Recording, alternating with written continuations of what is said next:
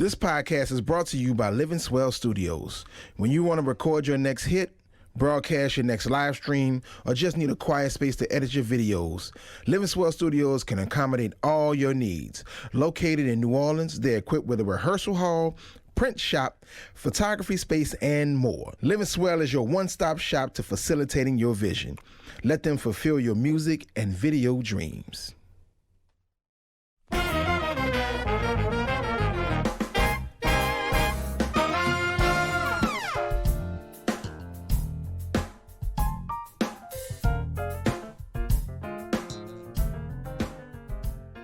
What's happening, y'all? This is Professor Drew Bayham coming at you with episode 3 of Drew's Putting It Out There. To my right, my special guest today is none other than a cat that we have going back and forth. You know, our history kind of goes a little further, you know, than what we're going to talk about today. But I always have to put that out there because, you know, New Orleans is small, so like everybody's connected. Yeah. So.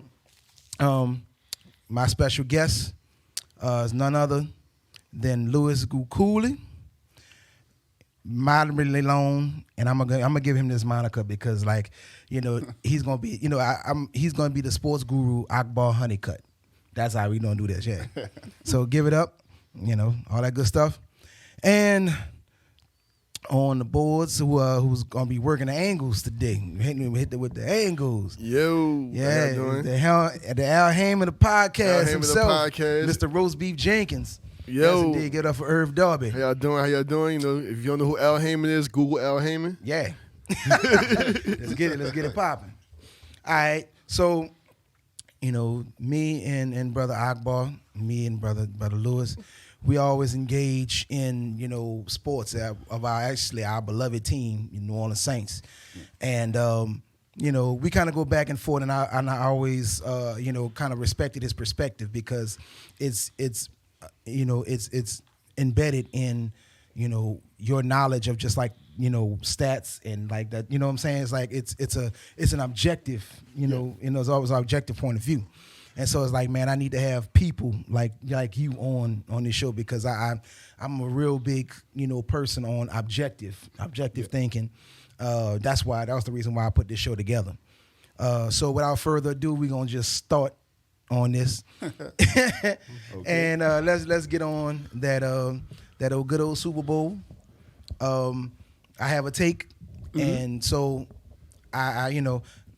I know it's kind of out there and it's just kind of bold, but you know, that's just the way I am. I put it out there and let's just see, you know, what happens.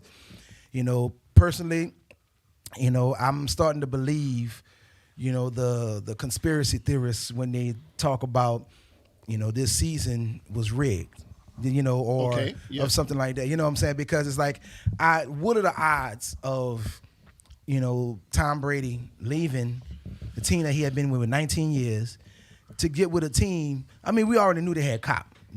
We knew this already. Yeah. You know, they just had needed the last piece of the puzzle, and if I believe if who's the quarterback now? I'll back up. Jameis Winston. Yeah. I believe if Jameis Winston would have been there one more year, I think he would have been able to do that. I mean, he may not have gotten the weapons that he, you know, that Tom Brady would have gotten, but I still think they were. For the last 3 years, they've just been one interception away, one play away from, you know, like, just having winning records and that type of thing. You know, and I'm like, okay, this is the season of COVID, right? Mm-hmm. So you can't have anybody there. No. You know, nobody at the stadiums. Well, most of the stadiums, you know, couldn't have anybody in there. On top of that, the Super Bowl's in Tampa. Yeah. What better way for, you know, for the NFL to make money than to have the home game, than to have the Super Bowl home game? I used to try to just posh it off. It's like, man, I don't want to think that. But, like, looking at the way he put the team together, you know, when Tom Brady put the team together, looking at the way he won the 2 games prior to it versus the Saints and the Packers, you know, I'm like, is this? You know, I'm like, I'm really thinking that, there is some merit to the conspiracy theorists, you know. Well, Oh, you went there already. Yeah, bro. You know, I gotta start over, man. I agree to a certain extent about the NFL and its conspiracies. Right now, they do look very WWE-ish. Right. Right. With the way that they have put things together, because not in my lifetime or anybody else's lifetime for 55 years or so, no team has ever represented itself in its home stadium until the 1 year we have a pandemic where there's no one that can travel. Right. So it comes off and it looks a little fishy. Yeah, it does look a little fishy. Just so happens that Tom Brady is hey man, I don't know if he's just lucky. Well, here's the thing. I give him enough credit and to say that he is going to go down in history as one of the greatest quarterbacks.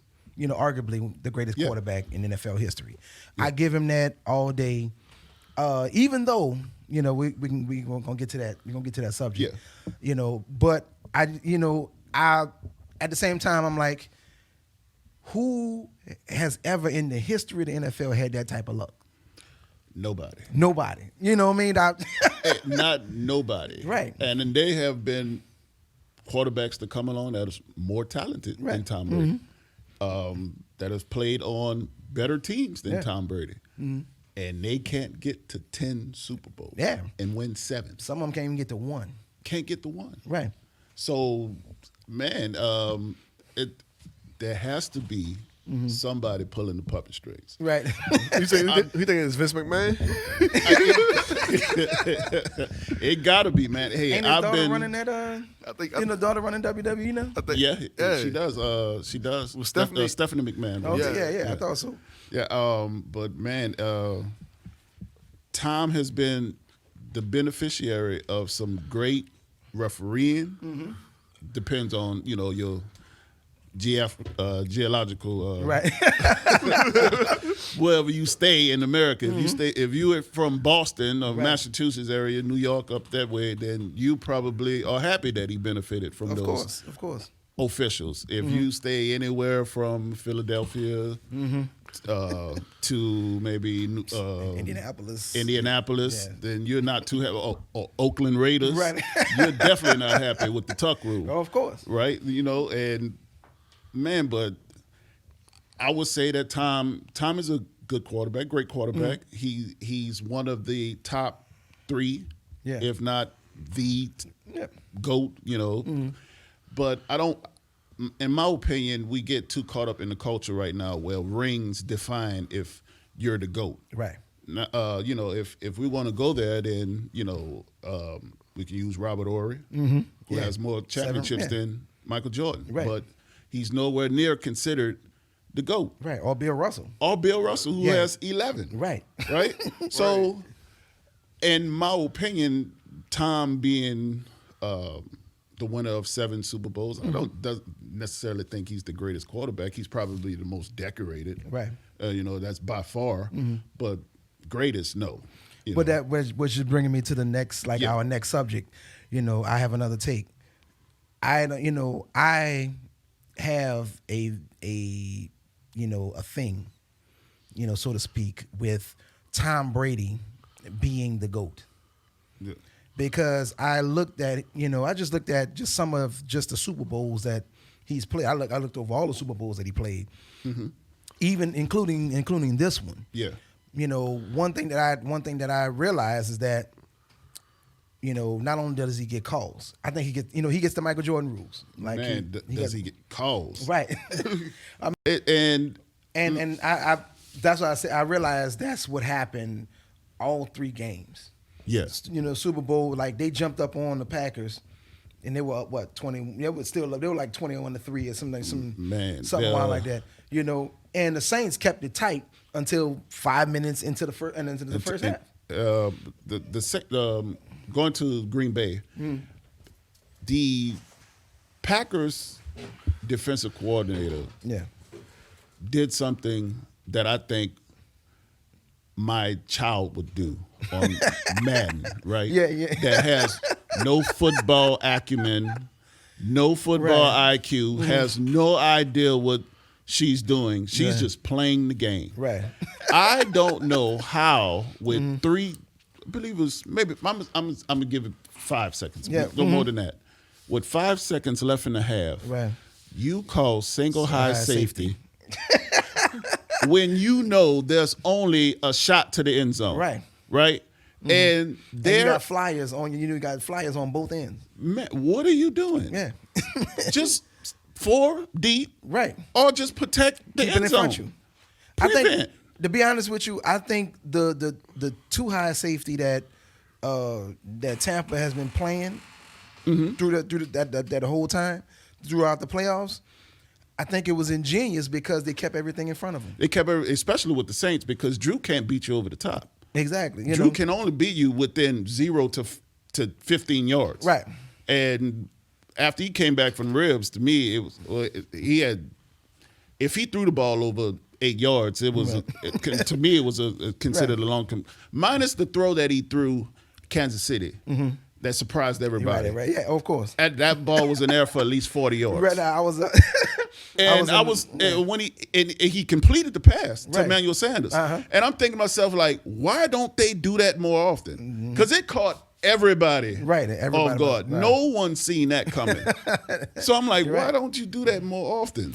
Like, we all just kind of knew the writing was on the wall. It's just that he just didn't have it anymore. No, he couldn't throw the ball. Matter of fact, to be honest with you, like up until maybe 2013, 2014, he didn't have it. Man, Drew, this is what has started my Saints my takes on the Saints, right? Going all the way back to 2015, and I was basically I came out saying that Drew couldn't throw the ball long anymore. I started calling him Noodle Arm Drew on Facebook.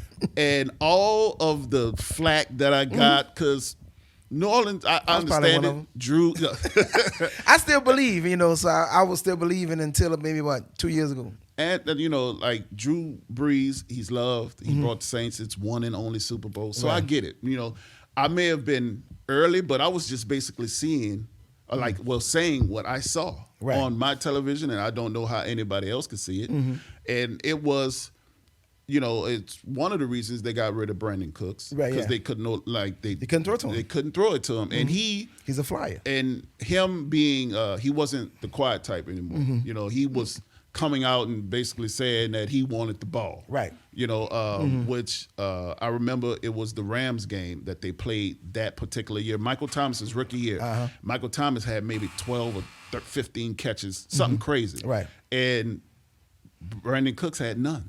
0. Right, I remember that. And they interviewed him after the game, and he, the sentiment was, I'm happy we won, but I want to be a part of why we're winning. Right. Like to run, you got to give, you got to feel for the guy. The dude's out there running routes and he's running. He's go routing. Right, he's go routing because he's the deep threat. And the ball ain't coming. Right. Because one, Drew can't throw it that far accurately anymore. He can probably get it that far, but it's going to be a duck. It's going to wobble. It's going to be picked off, which happened more times than not in these later years when he's tried to, tell Father Time, F you, I'm going to throw this ball down here. And it happened in the playoff game against the Vikings. Yeah, it is. Taysom Hill throws the deep bomb to Deontay Harris. It's completed. Right. The next series, Drew says, you threw one, I can throw one too, right? And it's intercepted. Right, exactly. So, I mean, I was early on it, and man, you wouldn't believe how many people have come back to me now, and it's like, man, you were right. Yeah, of course. I'm like, there's a misconception out there that I don't like the Saints. Right. I'm a hater of the Saints. And I'm like, no, that's not true. It's just that I'm not emotionally tied to them anymore like I used to be. I used to You're think objective. I'm objective, and I think in logic now. Right. I used to be talking about the Saints with my heart. Right, You know, right. I'd get upset. My week wouldn't go right if they lost. Right. The food didn't taste good. I didn't want to drink no water. Right. I couldn't even play Madden. Right. You know, because the Saints I don't lost. play with the Saints, yeah. I don't want to do with nothing nobody about else. football. Right. But I'm not like that anymore. And I'm here to tell people, once you relieve yourself of that, man, life is much greater. Right. It's much greater. I dig that. I dig right. that. You know, Yeah. it hurts when they lose, Right. you know, but I'm able to move on. I'm able to watch the Super Bowl. Which is interesting because Right. this loss, it didn't affect me the way that the other losses happened. You know, especially like with the Rams game. Yeah. You know, like I was like, on 20. Rams game, I was upset because not because of what the Saints didn't do, but because it was stolen from them. Right, exactly. Right, and you play, which led me to this NFL being rigged stuff. Because who benefited more from the Rams being in the Super Bowl with a NFL. brand new Stadium. $1 billion stadium? Right. You know, which the Super Bowl is $2 going to be billion at. stadium.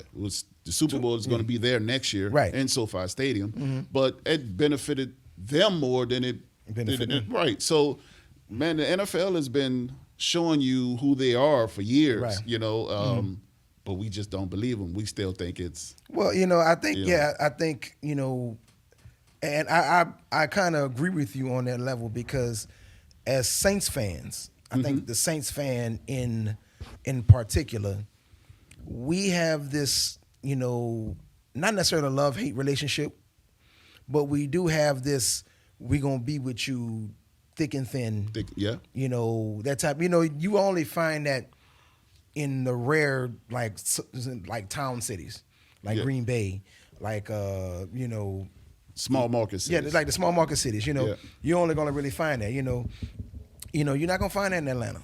Atlanta doesn't rock like that, or Atlanta has more to offer Right. than just the Falcons. Plus, they're not winning. right. Right. So it makes Right. it easier, Yeah, and so you can be bandwagon, Right. But for us, it's like it's ride or die, in that sense, and it kind of just for 4 years straight, we have been in, so brokenhearted, for 4 years straight, and it's just kind of like it's literally right here. It's, man. It's one play away. Not just brokenhearted, but the Saints aren't just getting beaten. Right. In these 4 years, right? They're getting last minute, Hoodwinked. they're snatching defeat from the jaws of victory. Right. Right? Minnesota Miracle. Oh my God. Yeah. I still see the play right now happening. Right. And when it happened in live action, Yeah. I actually laughed. Right. Because I was delirious. Right. Because my eyes and my mind could not process what I just saw. Right. Like the way that the Vikings won that game. The rookiest of rookie mistakes, Man, on ESPN's index, they do that percentage probability Right, win. yeah. The Vikings had a 0.1% probability of winning. And Marcus Williams just let it go. misses the Right. He didn't. Oh my God! Man, I'm just still thinking about it, man. See, Bro, but that's the thing, bro. You still have that in you. You still have that, that in you. Right. So you go Minnesota Miracle. Then you have the referees with the Rams. Then you have the Vikings again with Kyle Rudolph with the push off. That's not called. Yeah, exactly. Oh man. And then this year, you're winning 20-13. And you fumble third the ball. quarter, and Jared Cook fumbles the ball, and the wheels fall off. Yeah. Like it's kind of like it's Othello, man. It's Othello, man. It's just like that's man. But now we can kind of make a kind of turn into it because I want to get into Drew Brees. Okay, yeah. And I have just another take, and I'm putting it out there. I believe that Drew Brees stayed on these 2 years, these last 2 years, when that was a new contract. Yeah, 2 years. The last 2 years. Yeah. Yeah, the last 2 years. I believe that he stayed on, Not because of course he wants a ring just like everybody else. We want a championship, but I think most importantly, I don't think that he felt good about leaving at that point because there was nobody to really take the reins. I would say probably, but I don't know if Drew's that noble. Right? I don't. Yes, elaborate, brother. I would say it was more so that he probably wanted the records. Okay. That there was the record for touchdowns that was still out there, that him and Tom Brady were 1 and 2 in, going backwards and forward. Yeah. He wanted the yardage record, which he has. Right. So he's pretty much accomplished his goals. Plus, the money ain't bad. Right. You can't turn that down. Right. You can't turn that down. And once he got there to that point, then there was nobody coming behind him that could keep it sustainable. Right. Right. Because the program must always sustain itself. Right. Right. So the Saints seen it coming. They tried. Right. It's not a rumor anymore, but it's fact that Sean Payton wanted Patrick Mahomes. Right. Yeah. But Andy Reid somehow he found out and he traded up above the Saints and one slot and took Patrick. Yeah. Which the Saints ended up with Marshawn Lattimore. There's nothing to hang your head about that. Exactly. Defensive Rookie of the Year. Kept Mike and Evans on the swivel. Yeah, Mike Evans still can't get a kill. Well, he got his little touchdown catch. One touchdown catch. And he's still on the milk carton when it comes to Marshawn Lattimore. Yeah. There's still an Amber Alert out for him. Right. But, so Sean seen it coming. He wanted Patrick. I think if Patrick is here, then more than likely Drew Brees has retired in the last year or two. Because there's no way you can keep someone that talented on the bench and you seeing them every day in practice, which is why they made, when he went to Kansas City, they got rid of Alex Smith immediately. Right. Real quick. Yeah. Because there's no Alex Smith, Patrick Mahomes is not even comparable. Right. And I was looking at I was reading some article. There was an article that Taysom Hill, in that new contract that he had, the new contract was he was going to be the backup. Yeah, I could see when Peyton made the move to Taysom, I totally understood it. Yeah. Right? You have Taysom that's been in the system for years now. Right? You have Jameis that has no training camp, no mini camp, no OTAs, that's learning the playbook on the fly. He's not ready yet. Right. Right. So you got Taysom, and plus you paid Taysom $16 million. Right. Right. So you got to get your money's worth. You got to get your money's worth, and you have to find out if he's the guy. Right. You just have to. Right. Which you see that the jury is still out on him. Right. Right. Well, I don't even think the jury is out. I think it's already, we've already deliberated, and I would say that Taysom played like he was supposed to play.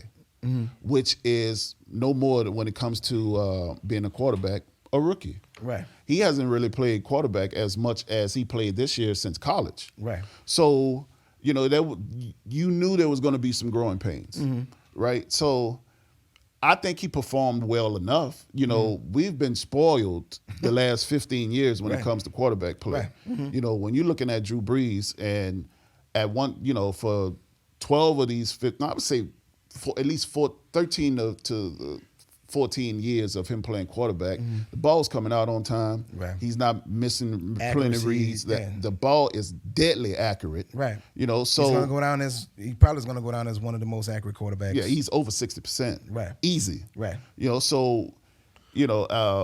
we've gotten accustomed to seeing a quarterback perform a certain way. So when Taysom gets in there for 3 weeks, we're not as patient anymore. We know he can throw the ball 60 yards. But oh man, you're looking at it and you're saying, man, he's holding the ball too long. Right. He's not making the right reads. He gotta. Oh man, you should go here and not go there. Like we're calling it from the house, but it's kind of tricky, when you haven't necessarily played quarterback as long as a Drew Brees, or you haven't played that much quarterback since BYU, since college. Hey man, I'm not Drew Brees, man. Right. Give me some patience. Like, be patient, right? Right, yeah. But I think going forward, I do believe that Jameis is probably the future quarterback of the Saints, especially with coming right now. There's no trades to necessarily be made. Right. The one trade that I thought that Saints might have a shot at with Matthew Stafford, that's gone. He's in LA but now. what's interesting that I just heard about was Russell Wilson wants out. Well, Yeah, he alluded to that he wanted out. Now I don't know what type of I don't know what his money fixable. look. Yeah, I think it's fixable. Like his situation, Yeah. he's just basically like he's tired of running for his life. Right. Which, Russell Westbrook, I would say sometimes he creates his own pressure. right. Because he does hold on to the ball. And he jumps out the pocket. Yeah, He jumps out of the pocket. happy He's feet, just yeah. running around. He's just trying to make a play. Right. So, but with that being said, the Seattle Seahawks have had offensive line problems from years, Yeah. which led them trading for Dwayne Brown from Houston a couple years ago. But the interior lineman has not been fixed. Yeah, but they believe that started with Max Unger coming to the Saints. Coming to the Saints. And they have not really drafted well. I don't even know if they drafted an offensive lineman. Right. And so I feel Russell. You got weapons on the outside. You got that boy from Ole Miss, DK Metcalf. Yeah. You got the other was it Tyler Lockett. You got weapons on the outside, but the offensive line doesn't hold up. Right. So. Well, but my thing is that, it still, in essence, would be a attractive place. New Orleans would still be an attractive place for Russell Wilson because he still has the wide receiving core. He has a line that will actually block. That will block. And so I still don't know what we could, trade off. We can, what we can give away, because if we were to get one of them, I know we would have to bet the farm. I don't know what Russell's contract is like. I know he just signed a big deal. Yeah, I think it's year 2, year 3. Yeah, so he might be up there right now with about 30, low 30s a year. Yeah, which there's nothing to shake a stick at. Especially with our cap situation, which still has not been defined yet. All the projections are that they're going to be $99 million over the cap. Drew Brees is giving 24 of it back. Yeah.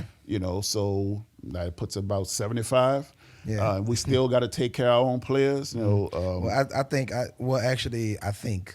what's happening is that, I think they're giving. I think that contract has been restructured to whereas he has I forgot the baseball player, who he was like, all right, well, I'm retiring, so y'all owe me $25 million. This is in the 90s. You talking about Bobby Bonilla? Yeah, and they give him $1 million a year. Yeah, he get paid $1 million a year. I wouldn't be surprised if they try to work out some deal in that nature where it's just kind of like, because even with him retiring, I still don't see you giving $24 million back. Well, it's been spread over the next 2 years. Okay. So by 2024, then his contract will be officially off the books. Okay. But so right now his salary, according to the news outlets or whatever, was about $1 million or I think somewhere over $1.2 million for this upcoming season. Right. And they accelerated the money to basically $15 million. They spread out the rest of the money over the next 2 years. Right. So it helps the massage the cap. Basically, they kick the can down the road. Kind of, yeah. The next 2 years, which Mickey has been doing since 2010 or so. But sooner or later, you're going to have to pay the piper. Right. But it was looking like it was going to be this year, which is going to be a major rebuilding year. Right. And they still have some contracts that I think that they could restructure to help them get more room. But there's some people out there that's going to demand big money. Marcus Williams is one of them. Right. Which I can see. I get it. He's just in the right place at the right time, where it's just he can demand what he can, demand what he wants. According to Pro Football Focus, all the pundits have been using that as to grade players. Yeah, last couple of years. Yeah, he's been top 5 as far as safety play the last since he's been in the league, which has been 3 years now. Right. So I could see the Saints offering him another contract. It just depends on if they're going to offer him the most money, and is he going to be loyal and take the Saints' money, or is he just going to say, test the market? I'm going to test the market and I'm going to go get paid, Von Bell went and got paid last year. That's why we ended back up with Malcolm Jenkins, Which wasn't as bad as I thought it was going to be. No, Malcolm has not missed a game in his career. Right. So he's Mr. Iron Man. Malcolm, coming out of Ohio State, was thought to be the best. He was playing cornerback at the time. So he was the best cornerback in the draft. Right. And everyone knew that he was going to switch to safety one day. Right. He switched to safety with the Saints, and then he went to the Eagles, got a Super Bowl ring, beat Tom Brady. Right. Right. So and then comes back to the Saints, and I think he had a great year. I think he performed better than Von Bell did. Yeah. There was a couple times, man, when Von, Von was supposed to be the quarterback of the backfield, right? Man, I think Von is Bell, out of position. He's missing tackles. Von Bell reminded me of when I was a young boy, and we had the Dome Patrol and we had the Sky Patrol, and no matter like the year, whenever the Saints played the 49ers, Jerry Rice they would always put Toy Cook on Jerry Rice. Toast. Yeah, Toast. Toast Cook. Toy Cook. And for the life of me, I did not understand why they would do that, because it's like he's going to have an extraordinary game. Him, whether it's Jerry Rice or Flipper Anderson or whomever, it's just like that's what Von Bell kind of reminded me of, because he's like, bruh, you have problems guarding tight ends. You can't do it. You have problems checking tight ends. I don't. Yeah, I can go on all day about not just the best tight ends. Right. Any tight end. Any tight end. Right. Von Bell reminds me of Roy Williams. They used to play with the Dallas Cowboys. Great in run support. Right. A liability in pass coverage. Right. And I remember when Sean Payton first came to Saints, his very first year, Saints put 42 points on Dallas. Basically with Roy Williams in coverage. And it only made sense because that was his first year coming over from Dallas, so he knew all their weaknesses. Right, exactly, and it was a national television game, and he's going against his mentor Bill Parcells. He put 42 on him. Right. That's and there's nothing you can really I could write a book just about the Saints secondary and the disappointment that I've had. Going throughout the years, we have never had a great cornerback. Yeah. Except I would say Dave Weimer. Maybe. That's it. Yeah. But Vince Buck, terrible. Right. Toy Cook, horrible. Alex Molden, bad. Right. Mark McMillan, right. Super terrible. Right. Brandon Brandon Browner.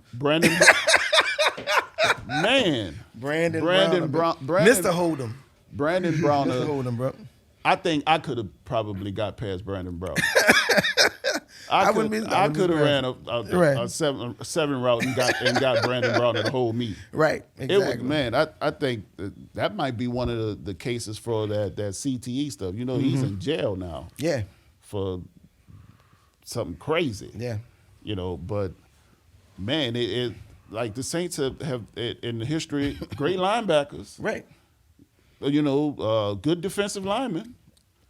Terrible secondary. Right. Actually, which I think we really missed this season when Quan Alexander got hurt. Yeah. You know. I think if Quan plays, the linebacker play does not dip. Alex. And they can get more pressure on, on Tampa. Fabio, contract is up. Right. I don't think he's coming back. Nah, he's not. But it was a reason why the Saints kept trading for linebackers. Right. To replace him. No less. You know, Kiko Alonso. And the Robinson.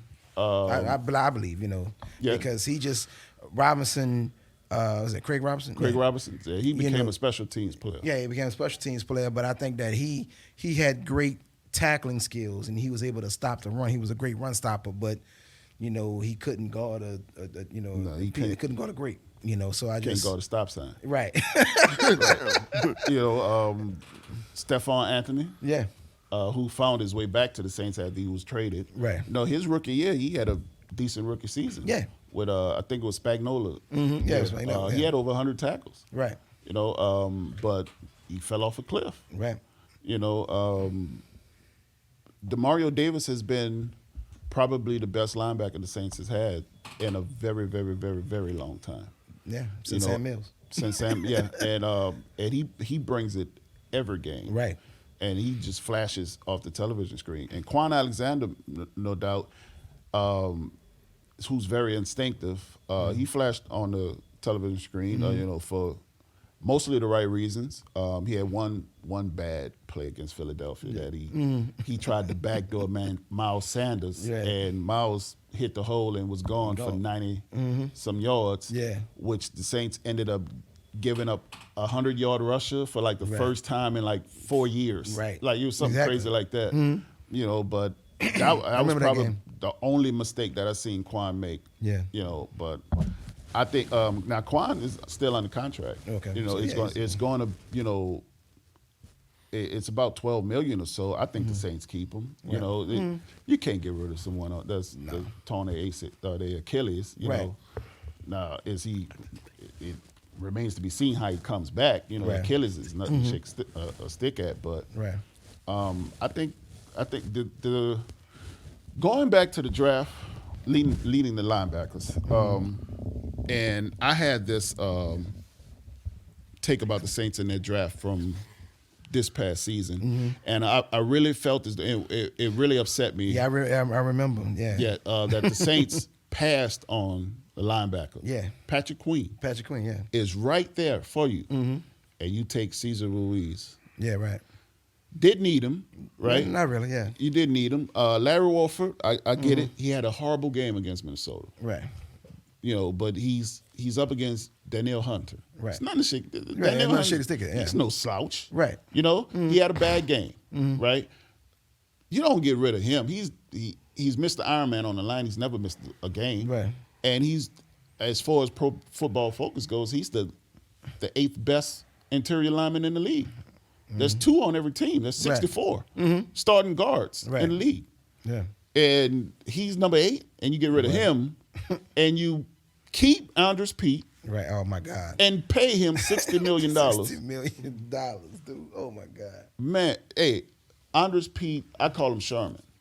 Right? He's soft. Yeah. Right? Sherman Pete is, I think I'm more durable than Sherman. I felt as though the Saints made a emotional decision with Walford having that bad game. Right. Yeah. And took Cesar Ruiz, who had a good rookie season, but you need a line. You're back in the same boat right now. Coming this draft, the Saints need a linebacker. Right. No, they don't need a wide receiver in the first round. Actually, that makes me wonder: is the question is, will Quan Alexander come back, and will he be at the same at the same as before, before the injury. Before the injury. Man, that's a hard question. I think that's gonna. To me, I believe that's what's gonna dictate, whether or not they're gonna get a linebacker. Because to be honest with you, I wouldn't be the least bit surprised. I would take one just in case. I'll be honest with you. I take one just in case. Yeah, because you can't. You ended up taking a linebacker in round 3, Zach Bond, who I don't think he's seen the field this year, besides probably special teams. Right. But you needed Patrick Queen. Right. There's a rumor that they wanted Kenneth Murray, but Kenneth Murray went to San Diego before. So it was Kenneth Murray or no linebacker, which I don't understand because Patrick Queen is right up the street, and you just seen him dominate in the national championship game against Clemson. And against he's going to be the number 1 pick against Trevor Lawrence. Right, yeah. And the running back that they have, Etienne, that's from Jennings, Louisiana. And you see Jeremy Phillips, who went later on in the draft, and Patrick Queen dominate. Right. But you don't want them, you want Cesar Ruiz. It upset me, man, and a lot of people, they all get me down on Facebook. And Cesar Ruiz was supposed to be a high 2 pick, right? He was regarded as a high second round, which the Saints were picking at the end of the draft, so they didn't necessarily mess that evaluation up. But it was said that at the time, because they still had Larry on the roster, they're gonna get rid of.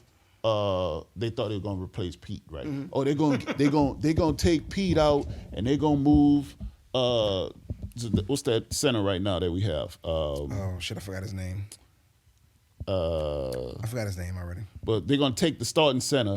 They're gonna move him in the guard, his real position, and they're gonna put Caesar at center. Who was Caesar played center at Michigan. Yeah, right. That didn't work, man. They got rid of Larry, put Caesar at guard, who had a couple good games. He had a couple bad ones too, but they're back in the same position. Yeah.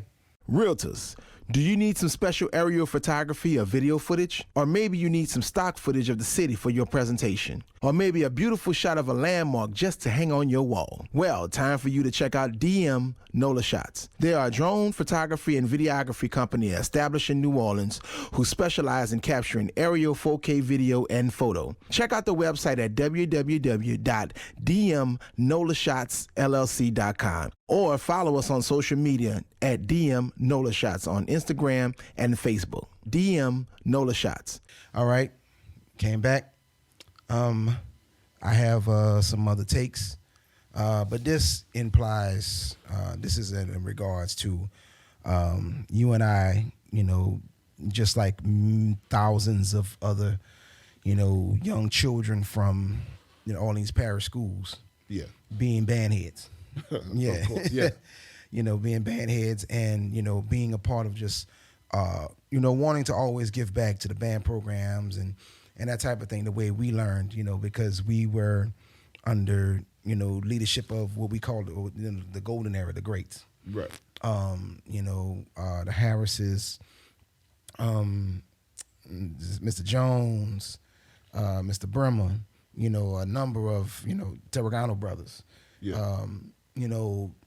Teachers, band directors who were actually teachers and who had the means and the resources to be able to teach us music, and it's just a take of mine as I've seen this, this evolution, so to speak, that has happened as a result of, Katrina and, the breaking up of schools and, just the redistricting and all of this, all of the other stuff with the charter school system in general, charter school systems in general. It just seems to me that they don't have, those band directors, those music teachers don't have necessarily the same support, No. From the principals, and like just from principals and just parent boosters, and like those things that made our experience fun and great to be a part of. And we had this feeling that it was something greater than ourselves. Like since I was knee high to a penguin, I knew I was going to Kennedy. But as I got a little older, I was thinking about going to St. Aug. I was at Gregory, and I wanted to go to St. Aug. And Doc comes in, Walter Doc Harris, walks in the band room and says, "Hey, you, sign this paper. You're coming to Kennedy." Sounds like him. Right. And so, and I was like, okay, well, I'm going to Kennedy. I mean, if it really was because all my my sibling cousins, they all went to Kennedy. We all went to Gregory and to Kennedy, and they went to Southern. But I had to break that somewhere at some point. I love the U. I had to break that. I had to break that chain. Yeah. But the experience that I had with those guys, it seems like it's kind of far and few between now. Mm-hmm. And I don't really know the inner workings at this point, but I just have a hunch that they just don't have the support that they once had. So I don't know. I would say first and foremost, probably if you did go to Southern, I'm sure by the time I got there, you would probably more than likely you would have been probably my section leader. Yeah. Because I ended up at Southern fall 2000, which I believe you're class of 98 at Kennedy, right? Yeah. So I was still there. Delvin was still there. Delvin Garrett was still there, and he was pretty much a section leader by that time. So I know for a fact. Yeah, right. Know for a fact you would have been the HNIC. So, but no, the support. I can only give you my experience, right? I was blessed and afforded the opportunity to work with Atlander Walker under Wilbert Rawlins. Mm-hmm. And the support that we had at Atlander Walker was bar none. Yeah. We had everything and anything that we needed. We got. Right. Didn't matter when we asked for it. Mm-hmm. It didn't matter the amount of money that we asked for. It was never no. And y'all was still under Only's Parish? We were under Algiers Charter. Okay. All right. But we I started with Miss Laurie, as the principal, and Terrence Davis, who's the school operations manager. Okay. But they seemed fit to whatever the band needed, the band got, because Miss Laurie looked at it as a way to save the generation. To save the children. And when it came to saving children, there's nothing everything that she would help them. Right. Yeah. Mm-hmm. Nothing she would not do. Right. So but there are some horror stories out there where these band directors get these jobs, these music educators that went to school for 4 years and toiled through college to get an opportunity to teach and save kids, and they have they are doing it on their own. They're shaking cans on the streets to raise money. They're paying for it out of their own paychecks. Right. It's crazy. I had a discussion with a band director that I was arranging some music for, and I was like, okay, well, look, I know that your children are on different levels. You didn't necessarily have a feeder. A feeder school. I think that's probably part of the dilemma that's with the schools and just the support of the band program, because they don't have a feeder. Right.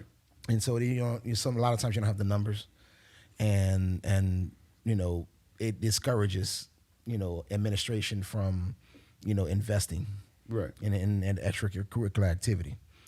But I was just talking to him, and he was just like, well, look, bro, if you're gonna write, make sure you write it as plain as you possibly can, because I have beginners, I have just picked up the horn beginners, and he said, like, that's more than half of my band. Yeah, the kids, you say this is a trumpet. Right. That's exactly. right, Exactly. right. Man, Drew, I would say it's like that. Even at Landry Walker, we had kids that they look at the instrument and say, I want to play that. They don't even know the name of it. Right. Right. I want to play, and they're in 11th grade. Right. Right. You know, when we were coming up, by the time you got to junior high, you come to high school, you trained, you ready. Yeah, right? by the time you got to junior high, middle school, you know how to cross buns and you can play. You can put air in the horn and produce a sound, right? Man, we're getting them at 10th, 9th, 10th, 11th grade, and we have to train them. Right. They need method and they don't come teaching. at summer band. They come the first day of school. Right. Some of them come in the middle of football season. Yeah. You know, they're coming off the football team because, and especially at Landry Walker, they know how to play. Right. So if you didn't come in summer when they was out there in the sun sweating and learning the playbook, you are really acquainted with the bench. Right. Because you ain't getting into the game. Right. They state 5A champions. Yeah. Well, which brought me back to when we were, you know what I'm saying, like when we were coming up. And I think it's just kind of like seemed like that was the last era where that happened. You had to make a choice. Yeah. Band Either you was going to play football. football. Yeah, you're going to play football, you can play in the band.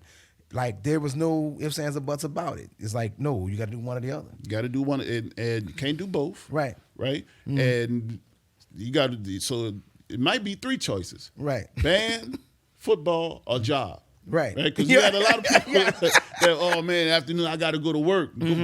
Work, yeah. Well, you call in the supervisor at the job and say, hey, can Andrew come march tonight? Right. None of that. No, You ain't gonna have none of it. It's band, football, or Doc, job. Yeah, Doc will be like, all right, Mr. Bayham, we have a convention. Can you march? No, I can't march, Doc. Well, why can't you march, man? So yeah, I think that's what catapulted me into gig life. Right. Yeah. Because of situations like that where it's just and I think it was the best thing for me and it was the best thing for us, because it made us make a decision and stick to that decision and ride that decision out. Right. And I think that might be part of the dilemma that's going on with this generation. They have too many options. They have too many options, and I would say that when you become an adult, right, and you start to look and reflect on your upbringing, and you realize how fast you came up. You didn't necessarily enjoy just being a child, right? Right. You got to get a job at 15 because bills need to be paid. Right. Let's just put it out there. And you cost money. Right. And stuff you want costs money, and then you don't want to go get it on the corner and become a dope boy. Yeah. Right. Or you don't want the dope heads or the dealers to necessarily fund you with money because now you got to work. You got to pay that debt back. Yeah, you right? win now. So you go out there and you get you a job at Burger King, when we were coming up, it was $5.15. Right. Right? Minimum wage. Yes, sir. Ooh, wow. You know what I'm saying? Yeah. But you just did not get the opportunity to become a child, to just be a child. Right. So when you're looking at your teachers and they realize that you're just a kid. Right. Right. And you're coming to them like, well, Doc, I can't march at convention. I got to work tonight. Work? Right. Like, what do you mean work? Why are you working? Right. Like, just be a child. Just be a kid. Enjoy because trust me, I'm 39 years old. I'm like, man, if I could have just waited a couple more years, but as a senior in high school, I wanted the Jordans. I wanted to take the ladies out on dates and whatnot. So my mother wasn't going to definitely wasn't buying no Jordans at $150, a pair. I had to go to Burger King and or work at the supermarket to get the money. Yeah. So, but there's life like for that. So you when your teachers are necessarily seeing it, especially nowadays when I'm educating the kids that's at Landry Walker, and they have way more options than I had. Right. It was, I had Nintendo, and Genesis and TV. That's it. Right. Right. They got PlayStation. They got Xbox. They got TV. Right. They got Instagram. They got Netflix, Facebook. They got Netflix. Right. They just have so much to do, right, or something to entertain themselves that band loses out. Right. Because or any correct extracurricular activity. For that matter. Right. Yeah. So you got, for instance, because band you got to work at. Right. Band is not easy. Right. A lot of people people see the final product of band. They see the bands marching down the street, and they don't necessarily know that's just the performance. Right. What it took to get to this point was grinding. Right. Right. They hear the music and they hear how good it sounds, but they don't know like the grind and what happened as a result the of first day that you passed this piece of music out, you were thinking to yourself, man, we ain't gonna be able to get this done. Right. I don't even want to play it anymore. Right. I don't know if we're gonna get there. I don't know, man. And as an arranger, you spent hours listening to this song. Right. Before you even put one note on the paper. Yeah. You've listened to it about 30 especially when I was handwriting. Right. Lord. Especially with handwriting.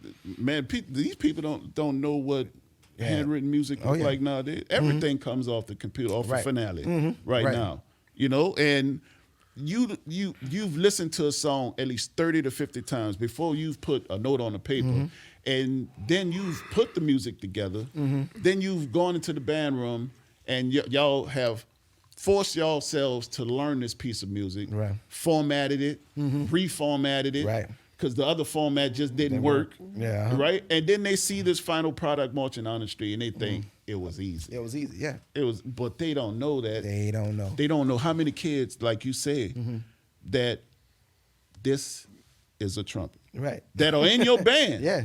That you've had to grind to get them to play. Of course. Right? But, kids, they see that. They know it's hard work, right? Especially when first start. Now, we live in a microwave society. Of course. Where these kids think that as soon as they pick something up, they're just going to master it. They don't want to work. They don't want to work at it. Well, I had this conversation with my best friend, and he was going through it. His one of his sons is at that age. Where it's just kind of like, bro, you're being a lazy goat. That type of thing, and and his whole thing was I shouldn't have spoiled him. He's spoiled. And I'm like, well, I don't think it's necessarily you spoiling him. What I think it is that you believe that there were some things that you didn't get in your life. And so now you're in the position where you're trying to, I'm not gonna say make up, but try to give your kid everything that you didn't have. That you didn't have, right. And sometimes, which is not a bad thing, by the way. Yeah, it's not a bad thing at all. But I think what happens is, somewhere along the line, these children miss the lesson. They gain everything but the lesson. But the lesson, right. But the lesson. And so, and I kind of learned that from Mr. Alonzo Bowens. But at that time, he was at MLK. And, he asked me to just come do some student teaching with him. And so that type of thing. And, his thing has always been, and pretty much will be, I'm gonna teach these kids how to play the instrument. Like I don't care what else you want me to do. Give me the opportunity to teach these kids how to play the instrument. And that's why he had killing concert bands. And his marching band sounded better than some high schools. Some high schools, yeah. And he had gotten to a point, and I think one of the reasons why he brought me in was because he's like, young man, I'm not geared for this anymore. He's burnt out. Yeah, I'm burnt out because this is not what I signed up for. This is not what I've been doing for the last 30 years. And so it made a lot of sense to me, and because, we have this fine line right at this point now with being rude, so to speak, or just being having exerting some type of disciplinary error as an educator. It's, to me, I think it's just that's one of those things that we as a society need to understand. Like, this is what's happening. This is what's going on. And if we don't really find a way to change that, there was a time when you had enough parents, in the parent booster club. That was I remember when I was at Kennedy. They only had five parents in the booster club, but they would sew uniforms. They would go get the drinks. They would go anything that these children needed. Yeah, they were there. We had our parent boosters at Landry Walker that at anytime that we needed Gatorade, because we had this thing at Landry Walker where we had nice things, right? Yeah, right. So we didn't give the kids water, right? They got Gatorade, yeah. Right. When the Bayou Classic saw fit to start putting parades on Thanksgiving morning, we would perform, but we would have Thanksgiving dinner cooked for the kids to eat before. Yeah. Oh, that's what's before up. And after, because we would have so much food, for the parades. Yeah. That's what's up. Yeah. Anything that we pretty much needed from the boosters, they were able to do, and it makes it easier on the staff. It makes it easier on the administration. Right. When you have support from your parents. Right. A lot of these schools, like I say, man, you hear the horror stories where they don't have nobody. Right. And it's almost as if the band is a liability or something to them. Right. Like why do y'all need to practice? Like, what do you mean? Like, what do you mean? Right. Why would you want the school open on a Saturday? Right. Is this going to cost us money? Right. Like, that's the type of attitude that they have, but and I'm looking at them like, y'all are getting more money than a Orleans Parish school would get to do the very same things. Man. And I'm like, but why, but then I realize, I'm like, well, maybe the band in itself doesn't make as much money as them performing, the school performing, getting that good letter grade, in academics and everything else. That's the crux of everything. We went through our little thing at Landry Walker, when it comes to school letter grades and extracurricular and whatnot, like what happened at Kennedy. It's trending upward, now, but it was some dark times. Now, we had to get out there and say, hey man, what you reading in the paper ain't necessarily true. Right. Like, you got to get out there and try to save the reputation of the school and whatnot, because you're there every day. You see it. Right. You know that it's not as black and white as what the news and what the papers are putting out there. Yeah. And, some people swear by what they read. They don't know context. Right. They just see what they just know what they read. Right. And if the New Times Picayune says it's an F, right, then it's an F. Yeah. But they don't understand that, okay, there's a lot of students that are on the roll at this particular school that are no longer at the school, but their grades are still counting in the overall performance, right? So if you removed all the fluff and all the pork, as they call it in politics or whatever, from it, then the grade is much better. Right. But they don't know. That's not. We already know that's not going. Not what. Well, because you're messing with the church's money. Oh yeah, you don't mess with the church's money. Yeah, because the reality is they still get paid. Right. For housing and for teaching for those children. Every name that's on the roll. Right, for every name on the roll. The government has sent you a check. Right. I think that's where kind of school pride comes in. Mm-hmm. That's where, and I think that's why, like I said, I think just the school pride is far and few between because, we're now in a position where it's like kids just want to go to different schools. They're going in their 9th grade year and going, 10th grade year. The only cat that I knew that actually did that was Fifth Ward Weeby.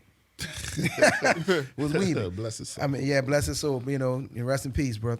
But like he was at John Mack one year. He was at Kennedy. Kennedy. Yeah. He went to Fauché the next year. He was at Sarah T. Reed. Yeah, exactly. I went to Reed and I heard the story just saying Weeby was up there playing T-drum, I think. Bro, Yeah. Well, I tell you this, Weeby to me is going to go down in New Orleans public school history as the coldest tenor drum player ever. Ever. Yeah, he's gonna go down. Yeah, he was that. The tenor line is literally the hardest line to make in the band, and he walked up and got on everybody's line. Like he was that cat. He was that cat. And it was easy. It was easy. He would go in and during the off seasons, all that stuff, you'll find him on Canal Street challenging everybody.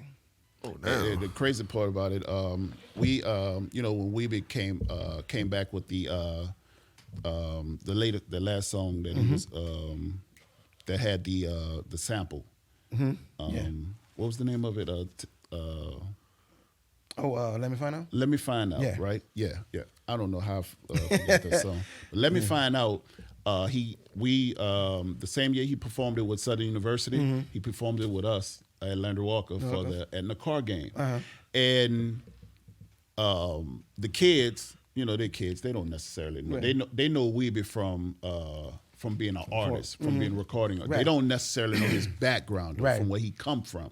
So a lot our drum instructor Clifford Channel would told them that, man, that's this is Fifth Ward Weeby. Fifth Ward Weeby plays tenor drum. Right.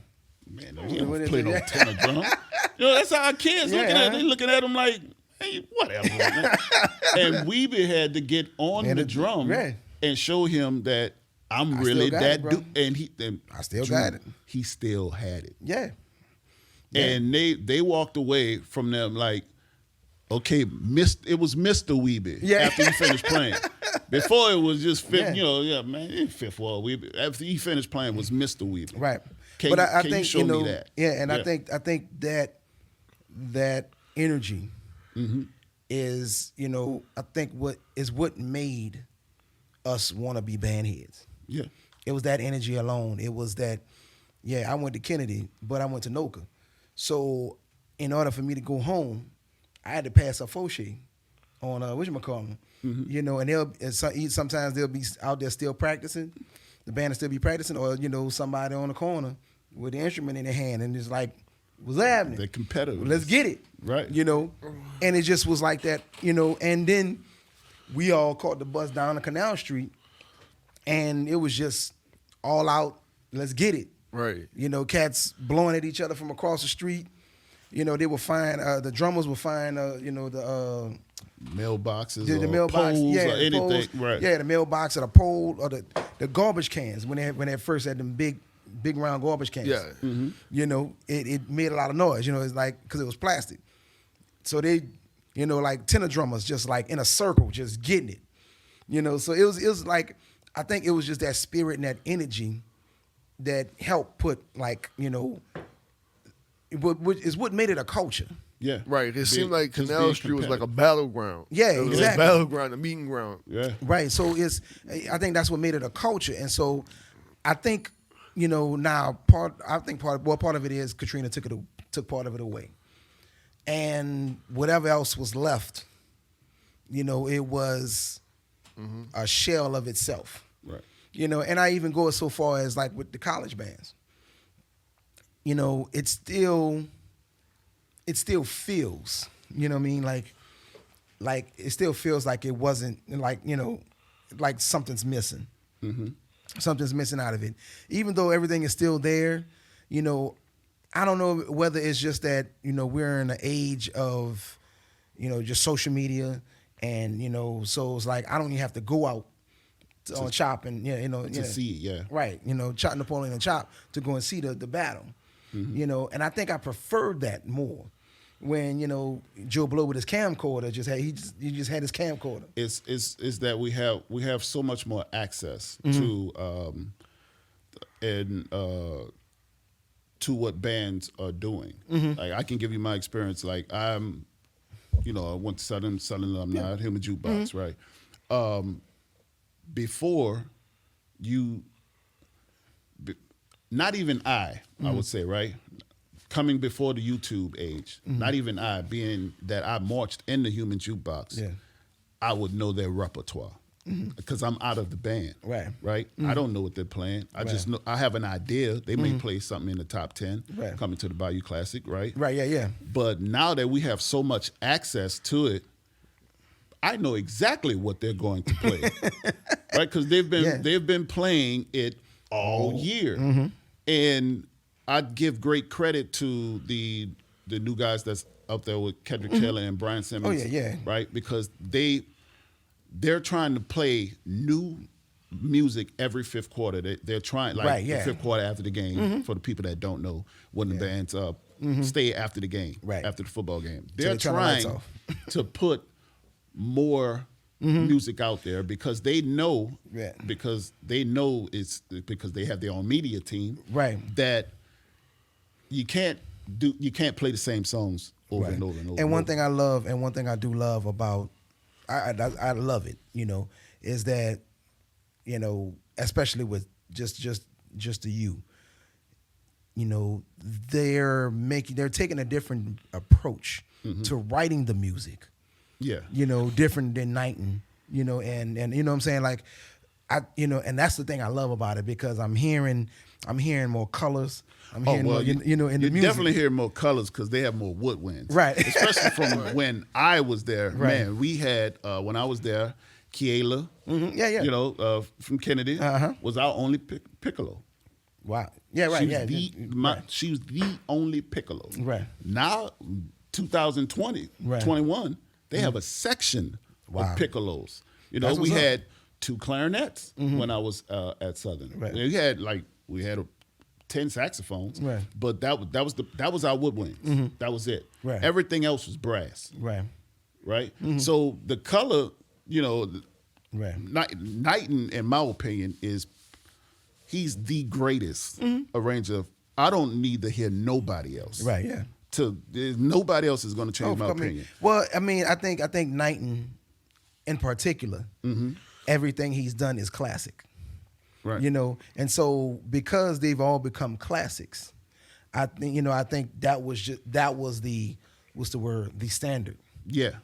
Of how to write an arrangement for this setup, for this band. And that's why I say that's why I love what these new cats are doing, because they're literally writing it for the way the band is now. For the as opposed to playing, writing it for the way it was, right? The way it was, and what people know Southern for, right? They're steering it in a different direction, and I think that's what keeps us relevant. A lot of people are still trying to catch up to Southern from 2014, right? But that's not the Southern University of 2021 anymore, right? So that's the Hamers, right? Right. I mean, so they're doing a phenomenal job, in my opinion, but. But yeah, if Doc would have allowed more, woodwinds in the band, I think we could have long been down this road. Right, but, of course. Which I think is a good thing that is changed now. But as the times go, that's the only way we change. And so, I think all the old school, all of the golden era directors, I think they all had the same thing. It was all only men can do this shit. Only men can do this. Only men, yeah. And so it was very, very army-like, military. Right, yeah. And there was no room for any females, because we ain't got time for your periods, and you're complaining and whatnot. Everything that they thought women would, Right, exactly. It's just the old school way. So I was just like, I'm glad that that changed. It was going to take another generation. It's just kind of like, as black men, we know race relations don't get better until all of the old white folk die. Until they die out, right? Right, until they die out. So it's just that's the only way it's gonna change. And it's getting that it's getting to that point, but it's still going to be. I think I see it later on in my lifetime. Where it'll get progressively better and better and better and better. I mean, it's different from when I was 18 and I was on the road. 18, 19, I'm on the road and we're in Hackensack, Alabama, and it's like, hey, you boys, but he the one with the money. Right. So you have a choice to make. You either just sit back and just take the money and keep it moving, or fumble the bag, as they say nowadays, right? Right, and getting in your feelings and letting them trigger you. Right. So I think but I realized he's gonna have to die in order to change that. Ain't nobody gonna change that. A blow to the head ain't gonna change his outlook. No. It just Yeah. So it's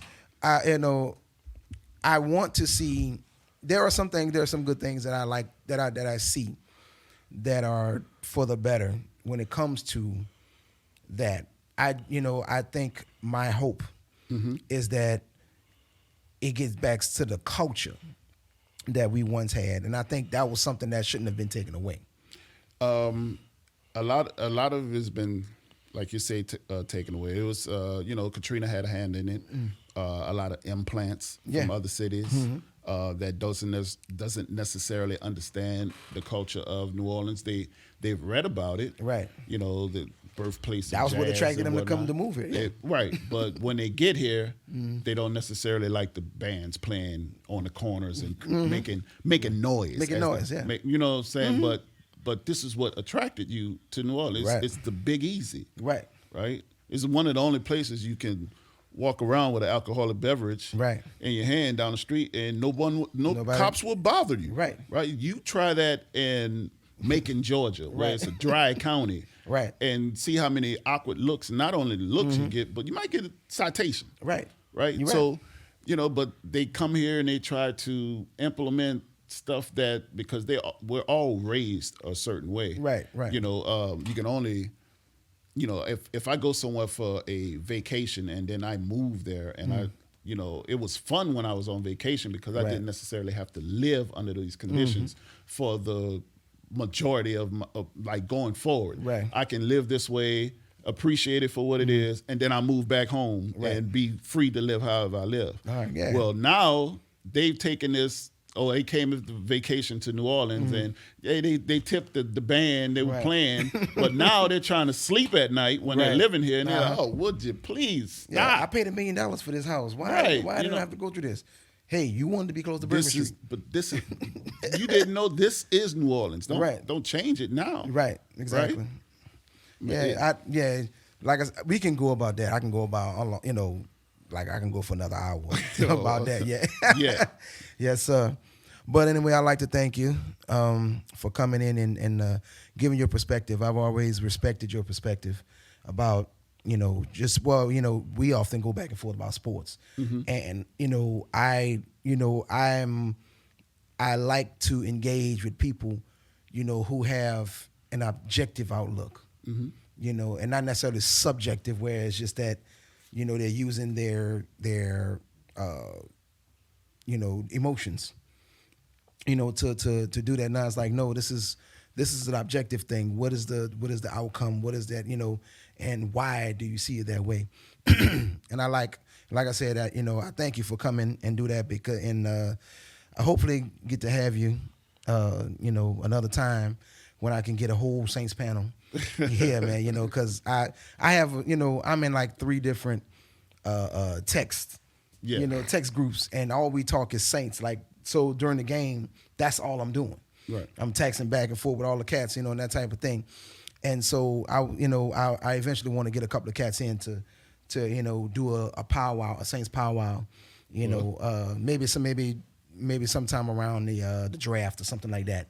And so we can powwow. Definitely do that. Yeah. So, and ladies and gentlemen, the sports guru, Akbar Honeycutt, a.k.a. Lewis Goon Coolie. As far as me, I'm Drew Bayham, Irv Darby, Him in the podcast. Quote me on that, you hear me? There you go, baby. There you go. And until next time, peace. Peace.